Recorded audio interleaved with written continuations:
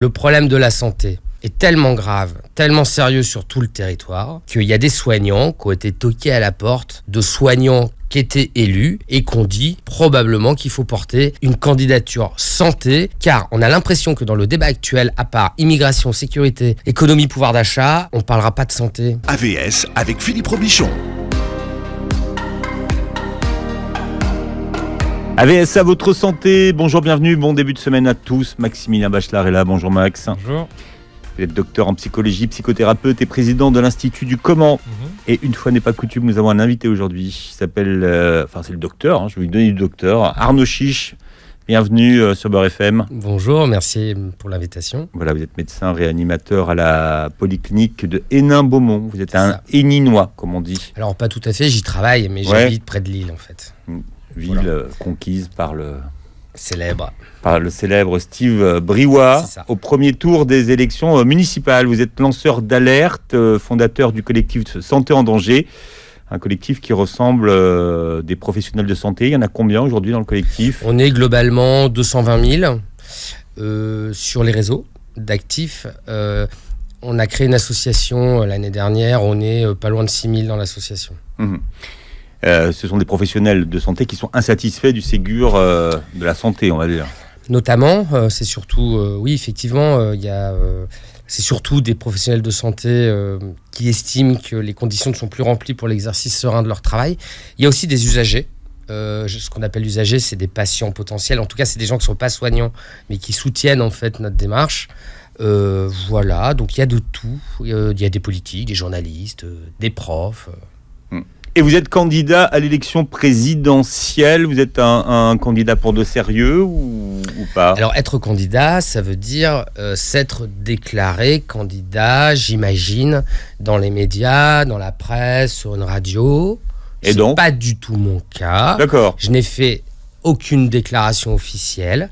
Ce qui se passe, c'est que le problème de la santé est tellement grave, tellement sérieux sur tout le territoire, qu'il y a des soignants qui ont été toqués à la porte de soignants qui étaient élus et qu'on dit probablement qu'il faut porter une candidature santé, car on a l'impression que dans le débat actuel, à part immigration, sécurité, économie, pouvoir d'achat, on ne parlera pas de santé. Parce qu'en fait, la cinétique, entre guillemets, pour le Covid, elle est bonne. On comprend tous que ça va diminuer. Le gros problème, c'est qu'on a la désagréable impression que les candidats à la présidentielle sont pressés de vite mettre le sujet santé sous le tapis. D'accord, donc c'est pas vous qui êtes candidat, c'est qu'on vous a désigné candidat. C'est plus juste. Voilà, bien. Et sinon, vous êtes là-dessus, je respecte et je trouve ça très responsabilisant. Et j'ai beaucoup de respect pour les élus qui font cette démarche-là. Et là où je peux les rassurer, c'est que si cela se traduit par exemple, une médiatisation accrue en faveur de la santé, ce que nous faisons déjà au sein du collectif, c'est une super démarche. D'accord. Et sinon, vous êtes papa poule, mec sympa et triathlète. Bon. Ouais, vous avez lu LinkedIn. Ouais, j'ai regardé, j'aime bien voir ce que les gens mettent. C'est vrai, alors je trouvais que ça tranchait un peu de mettre ça sur LinkedIn, on n'a pas l'habitude. Alors en fait, après triathlète, ça se voit pas tout de suite. Ouais, alors vous commencez à être désagréable, mais on m'avait prévenu. Ouais, mais on vous avait dit. Non, alors je vous explique, juste. Je fais du triathlon depuis 15 ans, j'en fais 2 à 3 par an habituellement. D'accord. Mais je dois faire pour cela entre 5 et 10 heures de sport par semaine. Et depuis que j'ai créé ce collectif, j'y accorde environ 19 à 20 heures par jour, 19 à 20 heures sur 24, enfin j'y suis 19 à 20 heures sur 24 depuis 20 mois et je suis pas un surhomme, je n'arrive pas à faire les deux. Cependant, j'en ai conscience, donc c'est déjà, je dis ça à un psychologue, j'ai pris conscience du problème, donc c'est déjà une partie de la résolution et je suis heureux de vous dire que je fais à nouveau très attention à cela et que donc j'ai repris la course à pied notamment et je suis inscrit pour tout vous dire à un semi-Ironman en septembre et j'espère que je serai suivi après les élections. Vous serez à l'Elysée donc oui, alors c'est le risque auquel cas j'espère que mon influence mondiale, j'ai envie de vous dire, me permettra de bouger les dates du semi-Ironman. Voilà. À ce moment-là. Maximilien. Oui, alors vous aussi vous êtes triathlète. Exactement. Je voulais que vous commenciez par une note d'introduction, si vous voulez bien. Alors déjà, aujourd'hui, on va parler donc de santé, de médecine. Je suis psychologue, ça concerne indirectement les psychologues, tout ça, mais on ne va pas s'arrêter là-dessus aujourd'hui. Mais je voulais passer un petit bonjour à quelques psychologues qui sont finalement un peu concernés par tout ça, notamment Gilbert du SNP, Camille de M3P, Joaquina de la FFPP, et puis David Dacopsy et Renato de Propsy. Alors c'est quoi ? C'est des associations de psy qui ne savent pas se parler, qui ne savent pas construire ensemble, mais qui finalement, grâce au gouvernement, ont réussi à tous s'indigner sur la même note de musique et sont finalement, donc on peut remercier le gouvernement, en train de se rapprocher tout doucement pour pouvoir essayer de faire passer un message. Donc moi, pour commencer, je voulais vous faire une petite introduction sur la question de la santé. Et puis j'ai quelques questions à poser à Arnaud avec toi, Philippe. Donc la santé, elle est industrialisée, c'est pas une nouveauté. En France, mais partout dans le monde, c'est un objet financier. Ça a un coût. Environ 30 à 40 000 $ à New York pour faire un accouchement. En France, on ne paye pas directement ou très peu, mais ça n'est pas gratuit. C'est assuré par le contribuable. Donc j'invite les gens à se faire hospitaliser à l'étranger, à payer leur IRM ou leur simple opération de routine pour réaliser le coût de ces centaines d'actions qui ne nous semblent parfois ne plus avoir de valeur. La sécurité sociale date de 1945, pour rappel. Elle a été créée par le Conseil national de la résistance et on va fêter le 4 mars les 20 ans de la loi relative aux droits des malades et à la qualité du système de santé. Pour information, hier, je suis tombé sur une tribune de 1000 chefs de service pour sauver l'hôpital public. Donc ça démissionne, ça dénonce, ça manifeste, ça parle de plus en plus en ce moment. Plus les années passent, plus on optimise le temps, les rendez-vous, on découpe en petits bouts, on voit des professionnels, mais est-ce qu'ils se parlent encore ? On prend des rendez-vous en ligne, on fait des téléconsultations, y compris dans des chaînes de supermarchés. Il y aura bientôt plus de secrétaires, c'est bientôt terminé. On morcelle le travail, on passe de plus en plus d'heures à attendre.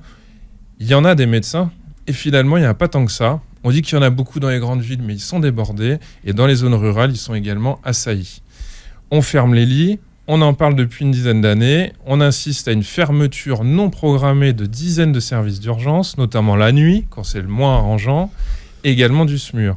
Et étonnamment, pas que dans les quartiers pauvres ou les territoires perdus. Ça arrive dans les endroits parfois très cossus, à quelques minutes de la capitale. Officiellement, c'est pour des raisons de sécurité, notamment parce que certains professionnels pratiquent moins. Mais est-ce qu'on est en sécurité avec un accoucheur qui n'a pas pratiqué depuis quelques mois, ou est-ce qu'on est également en sécurité quand on accouche sur le bitume ? C'est la question que je me pose. Donc il manque du personnel, il manque de médecins, on remplace les médecins par les infirmières, et revoilà les grèves. Ça date pas du Covid, clairement. C'est juste qu'aujourd'hui, ça commence à se voir, à se sentir, à s'entendre. Pour terminer, l'éducation, la protection de l'enfance et la santé sont nécessairement peu rentables dans l'immédiat, mais c'est un investissement indispensable sur le long terme. Donc les deux derniers sont en état de catastrophe. Est-ce qu'il y a un plan pour la suite ? Apparemment, le collectif Santé en danger semble être le seul organe qui a un plan qui tient la route. Donc on va commencer là-dessus. Bravo en tout cas, bravo. Sacrée introduction. Bravo. Mais c'est la vérité. Non mais bravo. Vous avez fait là un tour d'horizon vachement bien, qui reprend l'histoire et puis surtout qui permet de rappeler aux gens qu'on a de la chance quand même d'être dans un pays avec un système de santé jusqu'à maintenant en tout cas gratuit. Alors c'est pas gratuit, hein. On s'entend. C'est pris en charge. C'est pris en charge. Ah ouais, mais c'est vrai. Oui, non, mais et parce que les gens, ils ont l'impression que c'est gratuit, mais c'est pas gratuit. C'est pour ça que je parle de ça. Quand on part à l'étranger, qu'on reçoit la note, on comprend tout de suite que le soin a coûté 2, 3, 4 000 $, 6 000 $. Et on se dit, finalement, c'est le même tarif en France, mais sauf que j'ai pas la note. Et ça, c'est quelque chose d'ailleurs, vous me donnez une idée. On pourrait tout à fait informer les gens du tarif du soin dont ils ont bénéficié. Du tarif d'une chirurgie, du tarif d'une consultation aux urgences, d'une radio faite à 23h un dimanche soir quand on a mal à la cheville depuis 10 jours, etc. C'est du vécu, des choses comme ça. On pourrait tout à fait imaginer en fait de l'information. Alors, juste pour pas faire le débat avant le débat, sachez que pour moi, ça, c'est l'item éducation. Et dans l'item éducation, il y a évidemment l'éducation de nos enfants à la bonne alimentation, l'environnement, le bon soin. Je pense qu'on peut apprendre ça aux enfants.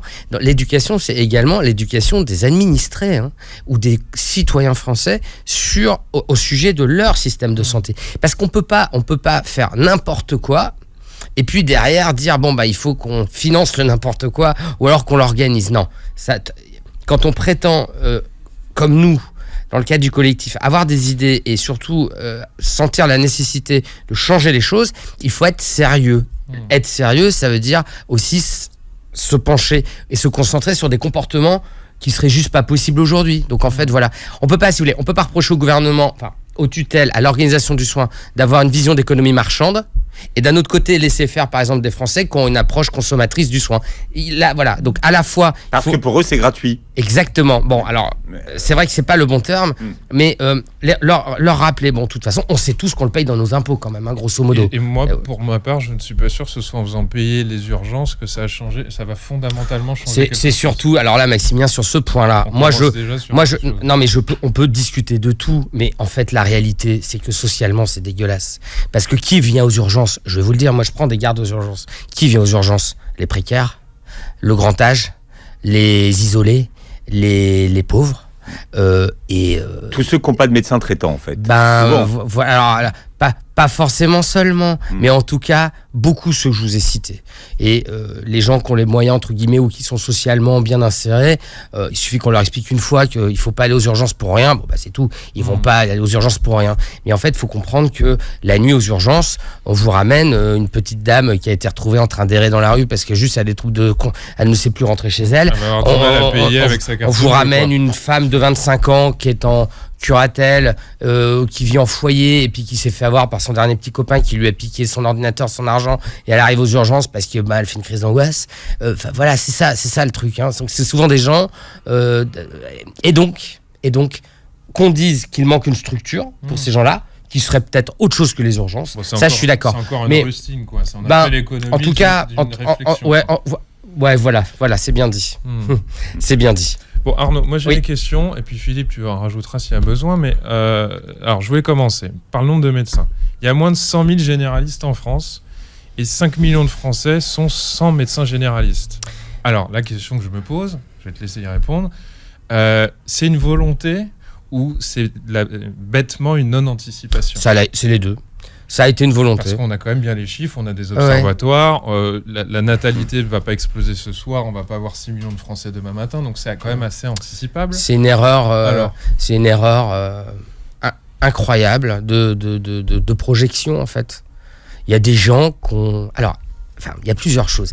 Petite parenthèse, j'ai jamais réussi à retrouver la phrase sur les réseaux sociaux, mais Macron aurait dit avant d'être élu président que plus il y avait de médecins, plus il y avait de patients. On n'a pas retrouvé le truc, mais il y en a qui l'ont entendu. Ça peut laisser songeur. Parkinson. Ça peut laisser songeur sur une certaine idéologie au niveau de nos dirigeants. Je referme la parenthèse. Mais c'est pas à cause de Macron. Non, le numerus clausus, c'est bien avant. Non, mais en tout cas, c'est notre président actuel. Et il vise à encore être président. Ça, c'est le premier point. Le deuxième point, c'est qu'effectivement, il y a eu un numerus clausus. Alors moi, j'étais gamin. Quand moi, j'ai eu le concours de médecine en 94, il y avait 200 places et on était 2000. Bon, bah écoute, voilà, c'est tout. Qu'est-ce que je te dise ? Et donc, j'ai connu des gens qui ont redoublé, triplé. J'ai connu à l'époque des bacs scientifiques, mention très bien, qui ont échoué. Donc là, il y a eu un manque de perspective, d'anticipation. Donc en 2022, on en a encore à pas savoir réfléchir sur combien il faut de médecins. Il y a une petite fourberie de communication actuellement, parce que la Loiriste, on nous dit qu'on a supprimé le numerus clausus. C'est ce qu'on nous a dit. Mais le terme numerus clausus a été supprimé. C'est remplacé par le terme numerus apertus, qui s'accompagne, c'est vrai, d'une augmentation trop modeste, mais d'une augmentation entre 18 et 20% a priori du nombre de places en médecine. Cependant, il y a des mouvements très forts. Sachant que 10 ans, évidemment. Tout à fait, et que c'est pas instantané. Il y a des mouvements qui disent que c'est pas très vrai et que les chiffres ils sont pas tant en augmentation. Les chiffres officiels, c'est qu'il y a une augmentation des postes de 20%, ce qui est déjà important. Assurément, en tout cas, en ce qui concerne par exemple les spécialités. À la fin de la 6e année de médecine, on passe au concours pour être spécialiste. On a beaucoup augmenté les promotions d'anesthésistes. Ça, je peux en témoigner. J'avais eu Olivier Véran au téléphone qui avait dit qu'il augmentait les proportions de pédiatres. Ils essayent, mais il y a une inertie, c'est comme prendre un virage à 45 degrés d'un gros paquebot, on peut pas le faire comme ça, voilà, ça va prendre du temps. Voilà, et c'est sous forme de questions ce matin, de quoi la santé française est-elle malade ? Maximilien Bachelard est avec nous, et notre invité Maximilien est le docteur Arnaud Chiche. Alors un maximum de thématiques, puisqu'il y a beaucoup de questions qui se posent sur la santé, et Arnaud Chiche, vous trouvez que la santé n'est pas assez présente, mais en tout cas sur assez de sujets dans le débat. On a vécu pendant bientôt 2 ans, avec des vies modifiées par des règles de vie qui étaient directement en lien avec des indicateurs sanitaires. Nombre de patients hospitalisés en réanimation, nombre de patients hospitalisés tout court. La santé est un sujet important pour les Français, mais les candidats à la présidentielle, ils devraient rassurer les Français sur leur bouclier sanitaire. C'est ça la notion. Qu'est-ce que c'est le bouclier sanitaire ? C'est être capable d'opérer tout le monde, c'est être capable de faire face à une pandémie, c'est être capable de faire de la prévention et c'est être capable d'aller aux urgences à 3h du matin. Moi, je les attends sur le bouclier sanitaire. Quel bouclier sanitaire ils nous proposent et quel est le bouclier sanitaire proposé aux Français ? Il n'y a pas de réponse là-dessus. Il y a des petites idées à droite, à gauche. Quel est le bouclier sanitaire du candidat Macron ? J'attends encore, du candidat Zemmour, du candidat Le Pen. Alors ça, c'est vous l'avez vu, Macron, vendredi ? Alors, j'ai pas le droit de vous dire. Non, monsieur, on se dit tout, allez. J'étais reçu par sa conseillère santé. Et en fait... À sa demande ? Ou à votre demande ? Non, disons qu'il est venu en visite dans le Nord et moi il est venu quasiment dans mon village en fait, et donc j'avais fait une demande de rencontre et on m'a dit que le timing était serré, donc il valait mieux que je sois reçu à l'Élysée. Donc voilà comment ça s'est passé. En fait, la question à poser, le bouclier sanitaire, c'est quoi ? C'est les déserts médicaux, c'est pourquoi les urgences sont fermées, vous en avez parlé tout à l'heure, c'est pourquoi on ferme les lits, c'est pourquoi on peut plus opérer les Français. Moi, sur ces questions-là basiques, quelles sont les propositions ? Nous, on en a. Je voudrais être rassuré sur les gens qui veulent être président de la République, parce que il est certain qu'il vaut mieux pas aller faire la guerre tous les jours, qu'il faut qu'on ait des banques, il faut qu'on ait un peu de sécurité, il faut qu'on ait une préoccupation climatique, mais assurément, si on peut pas se soigner nos enfants, nos parents, nos copains, on va pas être bien. Par rapport à ça justement, est-ce qu'on a des chiffres de tout ce qui a été reprogrammé ? Parce que je suis du monde. Mais Maximilien, bien sûr, des cancers qui sont finalement pas opérés aujourd'hui parce qu'il n'y a pas de place. Et je me suis dit, mais ça se chiffre à combien le nombre y compris de morts par manque d'opération ? Voilà. Ce chiffre-là fait froid dans le dos et évidemment, quand on a peur d'un chiffre qui ferait froid dans le dos, on le monitore pas. Donc ça n'a pas été monitoré. Il n'y a pas de réponse. Ça n'a pas été mesuré. La doctrine officielle, c'était on reporte la chirurgie fonctionnelle. Ça veut dire il n'y a pas du tout de chiffre. Non, il n'y a pas de chiffre. En vrai. Non, les chiffres qu'on connaît. On sait qu'à Marseille, par exemple, on a arrêté jusqu'à 60% de la chirurgie cardiaque. Ouais. On sait qu'à Necker, il y a eu jusqu'à 40% de chirurgie pédiatrique d'arrêté. On sait que globalement, sur la France, il y a eu entre 20 et 40% de déprogrammation. Mais en fait, on sait aussi, de sources sûres, via les acteurs de terrain, vous savez que le collectif Santé en danger, en fait, il a un maillage territorial. Donc moi, j'ai les infos en direct de tous les hôpitaux de France. Il y a eu des cancers décalés, il y a eu des interventions graves qui ont été décalées, il y a eu des retards de diagnostic, il y a des gens qui ont été découverts avec des métastases, alors qu'en fait, ils ne devaient pas avoir de métastases. Et ça, c'est la réalité du soin aujourd'hui. Et moi, aujourd'hui, il faut bien comprendre, c'est que là, on pourrait dire, ouais, chiche, il est mignon, mais quand même, le Covid, c'était compliqué à gérer. Mais c'était le Covid. Mais demain, vous savez ce que ça va être, la prochaine crise sanitaire ? C'est la canicule. On va avoir des crises caniculaires en relation avec les crises climatiques. Les deux autres crises qu'on va avoir après, elles sont démographiques. Vieillissement de la population, ça c'est notre pays et il faut en être fier. On est une société moderne, on n'a pas encore décidé de laisser mourir les personnes âgées. Il va y avoir d'autres choses, des flux migratoires très importants dans les années à venir, en rapport avec le manque d'accès à l'eau, le manque d'accès à l'alimentation et le réchauffement climatique. Donc en fait, soit on redimensionne une bonne fois pour toutes le bouclier sanitaire pour être capable de faire face avec des idées, et là je vous parle pas d'un catalogue de rustines, je parle d'idées en profondeur, de changer le logiciel, soit on continue à faire n'importe quoi. Alors une question par rapport à ce fameux bouclier, depuis 2000, il y a 80 000 lits qui ont été supprimés. Ouais. Tout le monde est d'accord sur le chiffre d'ailleurs pour une fois. Ouais, alors dans le public, mais ce qui est important, c'est qu'avec les années, on a optimisé certaines techniques qui fait que y a des gens, on va les garder 2 jours, il n'y a plus besoin de les garder 4 ou 5 jours. Mais à l'inverse aussi, on peut imaginer, et on en connaît tous, des gens qui sont sortis un peu trop tôt parce qu'il n'y a pas de place. Alors, très sincèrement et très objectivement. À la part. Ouais, ok. Alors, déjà, quand on dit de la réduction qui est logique et de la réduction qui est quand même un petit peu. D'abord, une chose très importante pour vos auditeurs. Mais c'est important de dire que c'est 2000 aussi. Bien sûr, parce qu'on reparle de la fermeture des lits, mais ça fait 20 ans. Ça fait 4000 lits par an. Chaque année, ça décroît, ça décroît. Depuis le mandat du président Macron, c'est 17 000 lits. D'abord, pour les auditeurs, la fermeture des lits. Les chambres existent toujours, il y a toujours les lits dedans. Hein. D'accord ? Quand on dit fermeture de lits, ça veut dire qu'on décide qu'un service ferme. C'est-à-dire qu'on enlève les infirmières quand on les a pour les mettre ailleurs. Mais souvent, ce qui se passe, c'est qu'on ferme les lits parce qu'il n'y a plus d'infirmières. Donc en fait, il faut comprendre que le lit physique existe toujours et la chambre aussi. C'est pas détruit, c'est juste que ça devient un couloir vide. Ça, c'est le premier point. Donc le vrai problème, c'est les ressources humaines. D'accord ? Si sciemment appliqué aux établissements de santé une vision d'économie marchande en leur disant soignez de plus en plus de patients avec de moins en moins d'infirmières. Soignez de plus en plus de patients cancéreux, mais vous aurez de moins en moins de financement. De 2004 à 2019, le nombre d'infirmières a baissé. Le nombre de médecins a augmenté, ou il est à peu près stagnant. Et il a nettement diminué, c'est les chiffres de l'adresse qui indiquent ça. Avec une information intéressante que j'ai trouvée sur la rémunération annuelle brute en dollars des infirmiers à l'hôpital. On est à 42 400 par an pour la France, 44 000 en Italie. On est rémunéré 50 800 au Royaume-Uni, 53 000 en Allemagne, 56 000 en Espagne et 59 000 en Belgique. Aujourd'hui, quand on est infirmière, c'est ça qu'il faut comprendre, quoi. On démarre à 1 500 €. Peut-être même moins parfois. Mais il suffit d'aller en Belgique pour toucher 15-20 000 euros tout à fait. Plus, 20 000 $ par an. Pas qu'en Belgique, Maximilien, en Suisse, aussi au Luxembourg. Donc il y a une fuite des infirmiers des territoires. On est peut-être celui qui paye le moins finalement de toute l'Europe de l'Ouest. Tout à fait. Mais ce qu'il faut comprendre, c'est est-ce que c'est la France qui déconne ou est-ce que c'est les autres pays ? Voilà. Bon, le problème, il faut s'intéresser à ce qui se passe sur le terrain. Moi, quand j'ai un chef de service de réanimation de Bordeaux qui me dit Arnaud, je suis obligé de fermer des lits. J'ai le même exemple avec Paris. Je suis obligé de fermer des lits de réanimation parce que en pleine crise pandémique, parce que je n'ai plus d'infirmières pour faire tourner les lits. Je lui dis mais pourquoi t'as plus d'infirmières ? Et il m'explique, mais parce que tu comprends, les infirmières, elles n'ont pas les moyens d'habiter dans les centres-villes des grandes villes quand l'hôpital est dans le centre-ville.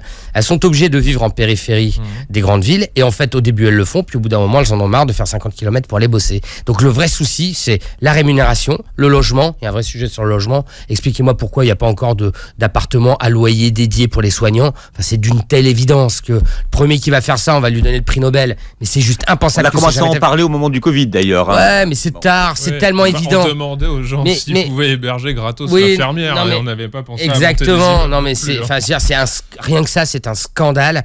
Écoutez, c'est pas de la faute des infirmières, c'est tous les hôpitaux parisiens, c'est en plein centre-ville de Paris quand même. Qu'est-ce que c'est que ce cinéma-là ? Alors, donc il y a le salaire, il y a autre chose de fondamental que les gens doivent comprendre.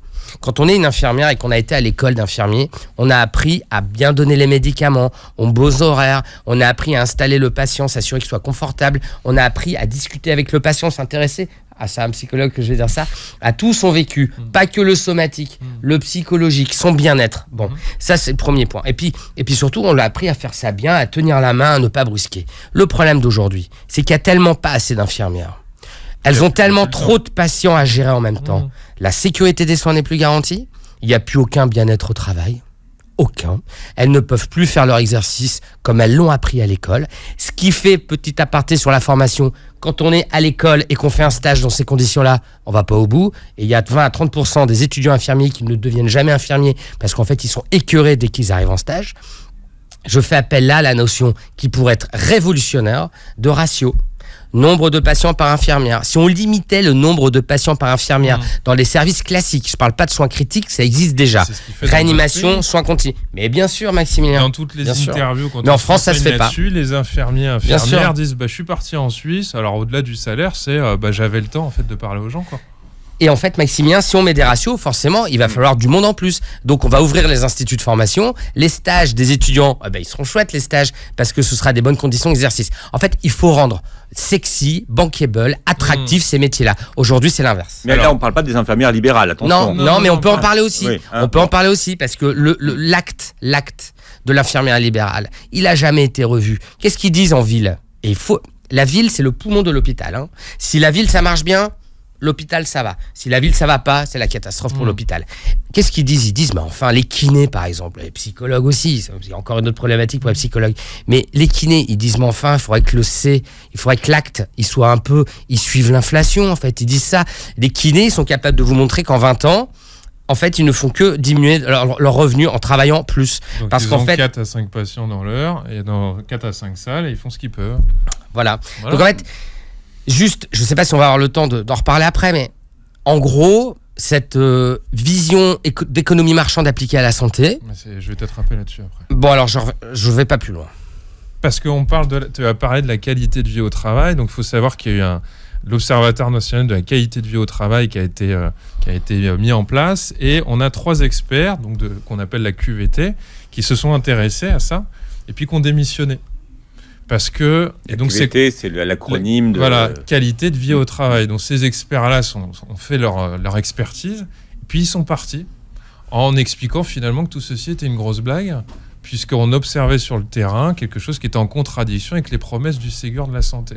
Donc il y a quand même des experts de la qualité de vie au travail qui disent finalement, nous on veut pas être compromis dans une histoire et donc mentir, on est tellement hallucinés qu'on préfère partir. D'ailleurs, je sais même pas ce qu'est devenu l'observatoire, parce qu'ils ont les experts sont partis. Oui, mais c'est une fumisterie, tu vois, on peut mettre aussi un observatoire demain de la déprogrammation, hein, si on n'a pas de solution à apporter, ça ne sert à rien. Alors, c'est un mauvais recrutement, on aurait dû prendre des gens Non, mais tout à fait. Alors, tu vois, c'est très intéressant ce que tu dis là, parce que, en fait... effectivement, le Ségur de la santé a été l'objet de plein de promesses. Depuis juillet 2020, globalement, on a réussi, le collectif Santé en danger, à faire admettre à tout le monde qu'il est insuffisant. Comme il n'y a pas de réaction chez les politiques, nous, on a décidé de lancer le vrai Ségur de la santé avec 40 jours d'audition et un sommet santé national fin mars pour justement gommer et rectifier tout ce que tu viens de dire, notamment sur la bienveillance institutionnelle. Il faut s'inscrire, qui peut participer? Ouais, www.levraisségur-de-la-santé.fr, nom, prénom, vous avez le programme, tout le monde peut s'inscrire et surtout, tout le monde peut demander à être auditionné. Ça, c'est assez incroyable. C'est-à-dire que ça va être vraiment un programme santé ascendant avec des experts santé, bien sûr. Hein. Il va y avoir des experts santé tous les jours, pendant 40 jours, sous forme de Zoom public. Mais on a imposé dans notre vision d'organisation que tout le monde pouvait être auditionné. Alors évidemment, tout le monde, si on a 25 000 inscrits, on va avoir du mal. On en a quand même déjà beaucoup. On m'a interdit de dire le chiffre, donc je ne vais pas vous dire qu'on a déjà 1500 inscrits, mais je vais me faire engueuler. Surtout ne le dites pas. Surtout, je ne le dis pas. Et en fait... l'idée, encore une fois, c'est que vous savez, il y a quelque chose qui parfois est un peu blessant sur, par exemple, les médecins qu'on voit sur les plateaux de télé. Bon, j'en fais partie. Moi, j'ai essayé de contacter les médecins des plateaux de télé pour leur dire, maintenant, vous allez nous aider à écrire la santé de demain. Parce que souvent, c'est des gens qui ont plein d'idées. Et alors ? Voilà. Ils acceptent tous. Les annonces officielles, vous les aurez jeudi prochain. On est lundi, vous les aurez jeudi. Oh, ça va. Non, c'est vrai ? Ouais. Bien sûr. Ah non, mais les annonces des experts auditionnés. Ah oui, non, le vrai Ségur de la santé, c'est 40 jours. Ça démarre le 14 février, Saint-Valentin. De toute façon, on en a marre de la Saint-Valentin. Non, c'est la journée mondiale des épileptiques, le 14 février. Eh ben, excellent. C'est exactement la même chose que le coup de foudre. Mais c'est vrai. Excellent. Est-ce que vous saviez que Saint-Valentin est le patron des épileptiques ? Pas du tout. Ben voilà. On aura appris. Merci d'être venu. Quelque part, là, je me dis qu'il y a question pour un champion, j'aurais pas gagné. C'est vrai ? Ouais. Ouais, mais c'est question de santé. Ça me fait gamberger ce que vous faites là. Ouais, je sais. Vous voulez qu'on en parle ? En général, c'est avec Maximilien. Beaucoup de sujets, de toute façon, sur la santé qu'on n'évoque pas. Donc, je peux en lancer un autre ? Allez-y. Il y a quelque chose qui m'a interloqué aussi. Ouais. Donc, il y a un outil qui s'appelle l'ONDAM, Objectif national de dépenses d'assurance maladie. C'est un montant fixé par projet de loi qui est voté au Parlement, qui définit les montants à ne pas dépasser. Depuis 10 ans, le montant est toujours plus bas que nécessaire. La population vieillit, l'activité croît d'un pourcentage estimé, mais le budget alloué est toujours inférieur.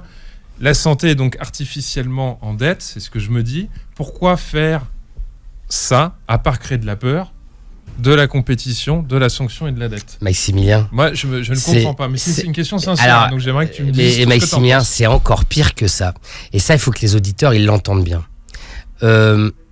L'ONDAM, non seulement il ne couvre pas suffisamment, mais il ne fait que baisser. Oui, alors il fait que de baisser. Ah, ça, c'est le premier point. Toujours en dessous de mais ce qui est très rigolo, c'est quand on discute avec des sénateurs ou des députés, qui sont quand même nos interlocuteurs directs. En l'occurrence, comme nous, on a lancé le collectif Santé en danger, on a été voir les députés et les sénateurs. Je leur ai dit, mais arrêtez avec l'ONDAM. Et qu'est-ce qu'ils vous disent ? L'ONDAM, il est imposé une semaine avant à tous les députés. Il est signé, il n'y a pas de débat. Et il est imposé par qui ? Par le gouvernement. D'accord. Voilà. Les sénateurs, eux, ont un peu de marge de manœuvre pour l'analyser parce que les députés doivent le voter avant. Donc les sénateurs, eux, ont un peu plus de temps. Mais globalement, c'est emballer, c'est peser. Content, pas content. L'ONDAM est signé et c'est comme ça. Et tant que l'ONDAM ne sera pas modifié, le problème, il est très simple. Tant qu'on continuera à fonctionner avec l'ONDAM pour le système de santé, on ne changera jamais. Donc nous, on dit fin de l'ONDAM. Voilà, on parle de la santé et les hommes politiques n'en parlent peut-être pas assez de la santé, ou alors ils en parlent mal. On en parle ce matin avec Maximilien Bachelard, docteur en psychologie et psychothérapeute, et puis notre invité, le docteur Arnaud Chiche, qui est médecin réanimateur à la polyclinique Hénin-Beaumont et qui est le lanceur du collectif qui s'appelle Santé en danger. Alors, moi, je relance sur une question. Je mets pas all-in tout de suite. Les urgences fermées. Donc, quand j'ai appelé Arnaud, la première chose que j'ai faite, c'est que j'ai vu une liste d'urgences qui étaient fermées sur les réseaux sociaux. Les gens mettaient une information. Je vais pas vous la faire toute, mais bon, il y a Marseille, Aix-en-Provence, à Marmande, à Cherbourg, à Roubaix, à Boulogne-sur-Mer, à Saint-Denis, à Levallois, à Longjumeau. Enfin, c'est un truc qui m'a complètement halluciné. Est-ce que vous avez un chiffre de combien il y a d'urgences fermées en France ? Alors, il y a 2 types de fermetures. Il y a fermeture totale. Et il y a la nuit. Voiron, Laval. Et il y a la nuit. Alors, la nuit, la fermeture de nuit des urgences, ça devient la norme. Donc, moi, je dis à vos auditeurs, attention, quand vous allez faire un problème cardiaque, le faites pas la nuit. Parce que les urgences vont être fermées. C'est complètement ridicule ce que je vous dis. Et pourtant, c'est le raisonnement des politiques. On ferme des services d'urgence par manque de personnel la nuit. Et alors, il se passe quoi pour les gens ? Eh ben, je sais pas. Mais moi, j'ai une sensation C'est ça, la santé en France aujourd'hui. C'est pour ça que nous, on se bat. J'ai une sensation étrange, c'est qu'en prenant ces infos, je me suis dit, on dirait que c'est un truc que personne ne sait trop. J'en parle sans arrêt, moi, Maxime. Je peux pas faire plus. Je me suis dit, c'est peut-être un secret de Polichinelle, mais en fait, quand j'en parle autour de moi, les gens n'étaient pas au courant. Non, donc je me suis dit, mais. Il y a eu un article, il y a eu une dépêche en France Info il y a 48 heures. Moi, ça fait 2 mois que j'en parle. Parce que, encore une fois, avec notre maillage territorial, les infos, elles arrivent tout de suite. Ça fait 2 mois que j'en parle. En fait, si vous n'étiez pas là, on l'aurait pas vraiment su. C'est-à-dire qu'en fait, c'est comme si on faisait une petite fermeture là. À Laval, il y a le docteur Caroline Brémont qui parle beaucoup. À Voiron, à côté de Grenoble, c'est le territoire de. Que le service doit se dénoncer lui-même. Le service doit appeler les médias. Exactement. Évidemment, le gouvernement ne va pas dire au fait, on a une nouvelle liste de tout. À Bordeaux, par exemple, vous n'avez pas vu ces vidéos à Bordeaux ? On a mis une tente devant le CHU de Bordeaux. Alors moi, j'ai eu tous les urgentistes de Bordeaux au téléphone. Ils me disent plusieurs choses. Arnaud, le problème, c'est les lits d'aval. Donc c'est une fois qu'on a le patient aux urgences, on ne peut pas le transférer dans un lit parce qu'il n'y a pas de lit ouvert avec des infirmières pour s'en occuper. Ça, c'est le premier point. Le deuxième point, c'est que c'est pas que Bordeaux. C'est un niveau de tension partout sur tout le territoire. Réponse de l'ARS, transféré à Limoges ou Poitiers. Voilà la santé en France en 2022. Alors moi qui suis un expert santé, anesthésiste, réanimateur, urgentiste, je fais de la régulation. Je peux vous dire que il en va de ma responsabilité de docteur de tout faire pour changer cela, parce que le souci, c'est qu'il va y avoir des morts. La régulation, pour tous ceux qui nous écoutent, c'est le 15. C'est quand vous faites le 15, vous avez des agents de régulation qui vous répondent. Dispatch. Et je les salue, parce qu'ils sont aussi en manque de reconnaissance de leur travail. Tous les agents de régulation médicale qui répondent. Et ensuite, il y a des médecins qui envoient les pompiers ou les ambulanciers, que je salue, les ambulanciers qui interviennent sur tout le territoire et qui réalisent la grande majorité des interventions. Et quand il y a un gros carambolage sur une autoroute, c'est les pompiers qu'on envoie. Tout ça est téléguidé par ce qu'on appelle la régulation médicale. Et le souci, c'est que les régulations sont très dans l'embarras, parce qu'en fait, elles ont une cartographie de territoire avec pas d'équipe de SMUR, urgence fermée. La question, c'est où est-ce qu'on met les malades ? Voilà, c'est ça. Donc, c'est un vrai souci. Et là, vraiment, moi, je fais 2 appels. D'abord, un appel aux Français, ne vous laissez pas faire, refusez. C'est-à-dire, comment on refuse ? Eh ben, on va voir son maire, on dit qu'on n'est pas d'accord. Et puis surtout, quand on vote fin avril, on dit qu'on n'est pas d'accord. Voilà. Deuxièmement, les élus. Et les élus locaux. Mais pourquoi on les entend pas plus ? Les maires ont beaucoup de pouvoir en France. Les maires, l'association des maires de France, c'est un gros truc. Pourquoi ils tolèrent ça ? En tout cas, moi, si j'étais maire, je tolérerais pas et je serais sans arrêt avec une tente symbolique devant l'Élysée. Moi, je pourrais les imaginer dire qu'ils n'ont pas de pouvoir. Mais bon, peut-être que... Oui, mais Maximilien. Qu'ils aient raison ou pas. Non, mais Maximilien. Moi, mon métier, c'est dans un bloc opératoire. Il y a la question de la dilution du pouvoir. Oui. Tout le monde a la sensation qu'il n'a pas vraiment le pouvoir et qu'il appartient à quelqu'un d'autre. Oui, mais Maximilien, vous savez, dans ces affaires-là, si on part du principe qu'on ne va pas y arriver, on est sûr de ne pas y arriver. Donc, il faut au moins être lanceur d'alerte. Il faut qu'il y ait des maires qui montent au créneau pour dire, le maire de Gratte-Guignan, j'aimerais qu'il parle à la télé. Le maire de Saint-Denis, dont les urgences pédiatriques sont fermées, je voudrais l'entendre. Le maire de Laval, je voudrais l'entendre. Alors peut-être qu'il s'exprime et que c'est moi qui n'ai pas vu l'information, mais je suis désolé, je trouve ça gravissime. C'est pas assez Ouest-France, voilà, c'est ça. Peut-être, mais en tout cas, assurément, il y a là un phénomène très inquiétant, dont la cause primaire est le manque de ressources médicales et paramédicales. Pour 2 raisons, les organisations de travail, les ratios dont on a parlé tout à l'heure et la rémunération des paramédicaux. Pour les médecins, c'est très simple. Quand on est de garde à l'hôpital, on est payé 18 € de l'heure quand on est docteur. Et ben aujourd'hui, les médecins, ils veulent plus être payés 18 € de l'heure, puisque quand ils passent intérimaires, ils sont payés 50 €. Donc nous, collectif Santé en danger, on dit, c'est les intérimaires qui ont raison. Les médecins des hôpitaux doivent être payés 50 € de l'heure. Tant que le gouvernement n'aura pas compris ça, ça fait 30 ans que ça dure. Et ben on en arrivera là. Vous dites que les Français doivent voter, mais alors ils votent qui pour un programme à l'hôpital qui justement respecte ce que vous donnez comme chiffres et qui s'oppose à la fermeture, notamment des urgences? Heureusement, j'ai la notice pour les Français. Heureusement, les Français vont tous aller voir le vraisségurdeLaSanté.fr, s'inscrire. Ils vont avoir le programme des auditions d'experts santé. Et sur le vraisségurdeLaSanté.fr, ils savent que le 27 et le 28 mars, nous allons auditionner tous les programmes santé des candidats, en espérant avoir vraiment les candidats. À l'issue de ces auditions-là, on pourra vous dire, écoutez, le programme santé qui nous semble le plus légitime, le plus proche de ce qu'il faudrait en réalité pour nous, ce sera lui. Je voudrais juste vous dire une petite chose. Pas celui de Macron, puisqu'il est déjà au gouvernement et ça vous va pas déjà. Joker, il a le droit d'apprendre, il a le droit de s'améliorer, il a le droit de profiter du vrai Ségur de la santé. J'étais à l'Élysée vendredi pour l'aider, pour qu'il vienne s'inspirer de cela. Nous, on est force de proposition. Il vous a mis un vent, Macron, il vous a pas du tout, pas du tout. On est un là. Oui, il m'avait un vent. Occupé. Non, mais il m'a mis. Vous savez, j'ai vu Yannick Jadot qui m'a écouté pendant 2 heures. Je suis en contact avec Valérie Pécresse. Ils sont pas très loin, les candidats. Ils sont pas très loin. En fait, les candidats, je pense qu'ils manquent d'idées et leurs conseillers sont pas bons. Et donc nous, on leur dit, on est une boîte d'idées santé. Servez-vous. On n'a que des bonnes idées validées par les sociétés expertes. Arnaud, moi j'ai une question qui m'embarrasse depuis longtemps. Vous n'allez pas me déclarer votre flamme, Maximilien? Non, Maximilien va sortir de l'embarras surtout. Voilà. Qui gouverne la santé en France? Parce que vous avez un ordre des médecins. Vous avez autant de médecins au gouvernement depuis des décennies. Le pouvoir est aux mains des financiers, des médecins, je ne sais plus. Est-ce que le pouvoir vous a échappé? J'ai vérifié il y a quelques jours. Vous avez 34 députés médecins, 2 sages-femmes, 7 chirurgiens, 7 dentistes. Il y en a autant au Sénat. Comment ça se fait que les médecins ont perdu les commandes? Qu'est-ce que c'est que ce truc? Alors, une petite aparté, on pourrait faire une réflexion différente pour les psychologues, parce qu'ils ne sont pas dans ces instances. Vous, les médecins, vous y êtes quand même depuis un bon moment. Alors, je vais vous répondre. Vous avez raté au poker? Qu'est-ce qui s'est passé, en fait? Je vais vous répondre le plus court possible et je vais essayer de tout vous dire. À l'échelle hospitalière, on milite pour une gouvernance bicéphale, administratif-médecin. Aujourd'hui, c'est des administratifs. Ça, c'est le premier point. Il faut que les médecins reviennent un peu aux commandes dans les établissements de santé.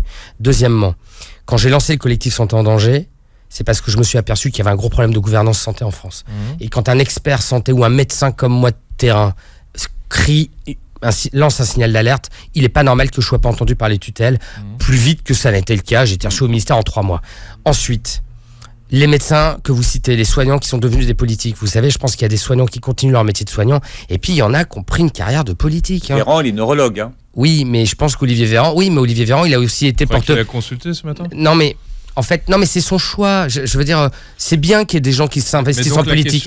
Mais certains sont déconnectés. Mais voilà, il faut garder une connexion. Alors, vous qui êtes toujours à la télé, vous avez encore le temps de consulter Êtes-vous encore connecté, Arnaud?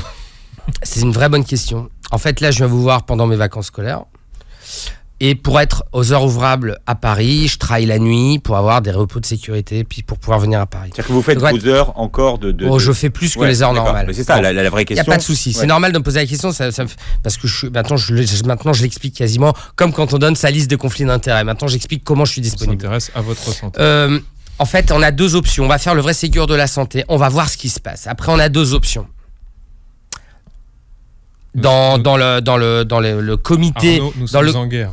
Oui, non, mais dans le comité stratégique du collectif Santé en danger, il y a un gros lobbying qui me demande de créer un parti santé, comme il y a le parti des chasseurs et le parti écologique, et là ensuite aller battre la REM, Horizon, Agir partout sur tout le territoire. Bon, j'espère qu'on ne sera pas obligé de faire ça.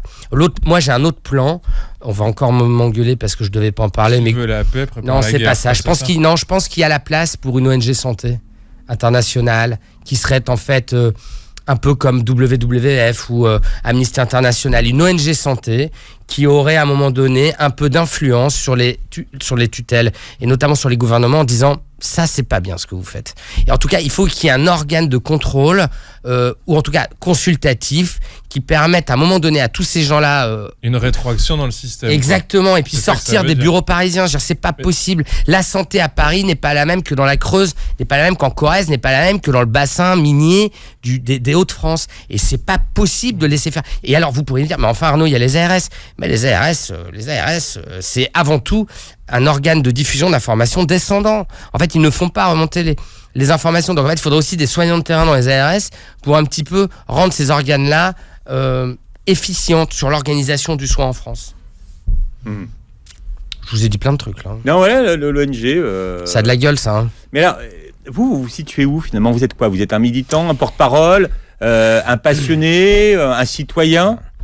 Je suis un mec sympa, triathlète papa poule. Triathlète, hein. Ouais. Je suis un médecin anesthésiste réanimateur temps plein, d'accord. J'ai aucun temps dédié à mon activité, donc il faut que les auditeurs comprennent que quand ils me voient, c'est forcément sur du temps libre, du temps de vacances ou alors du temps nocturne ou très matinal. C'est pas un parti, quoi. Voilà. Non, pas du tout. J'ai une indépendance politique totale. Alors il paraît que je suis perçu dans la presse comme étant gauchiste ou de gauche, c'est faux. J'ai plutôt une pensée libérale dans ma tête. Mais si aujourd'hui s'intéresser à l'éducation, s'intéresser à l'hôpital public, c'est de gauche, bah alors écoutez, je suis de gauche. Moi, je suis surtout pour la santé.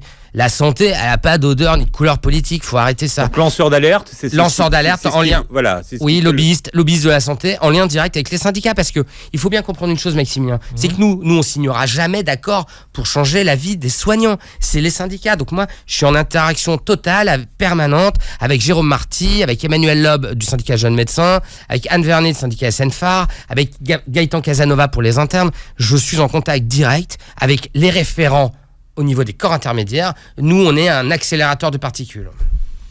Moi, je me demandais si l'argent était vraiment le responsable de tout ça, en fait. Pas que.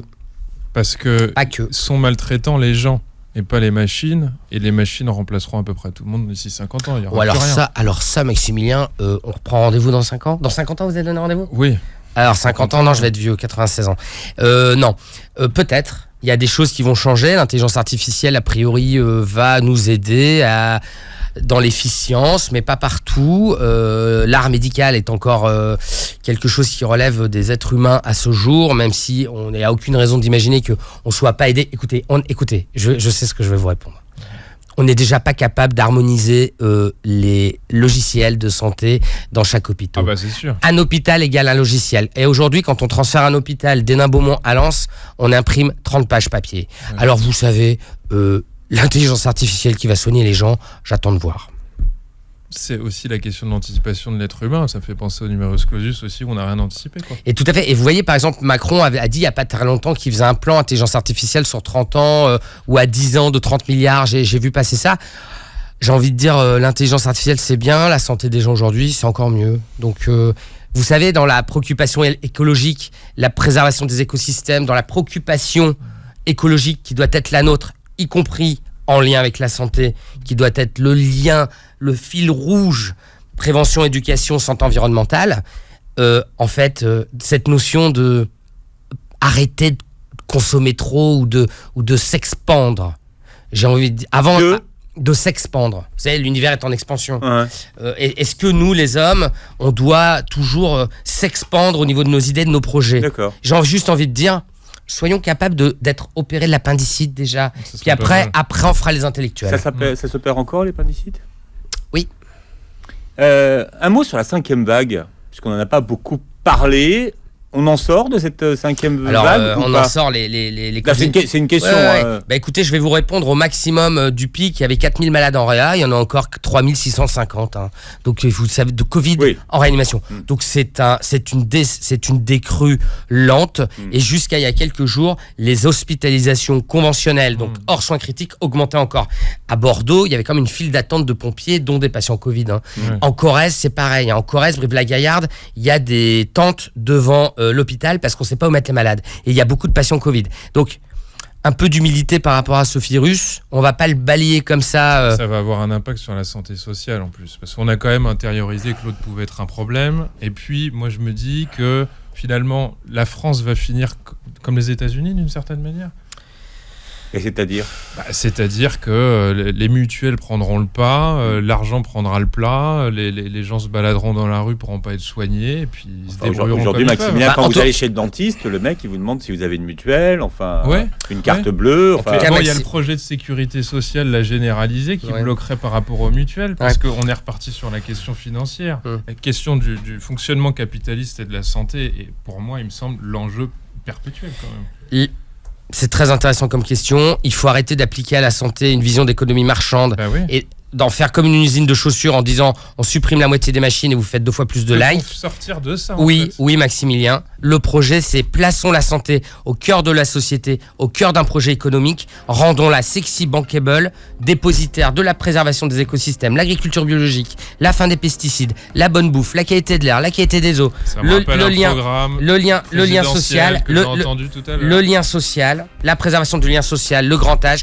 Et là, oui, la santé va produire des emplois, des nouveaux lieux de vie. On va consommer, on paiera des impôts et vous allez voir, la boucle sera fermée.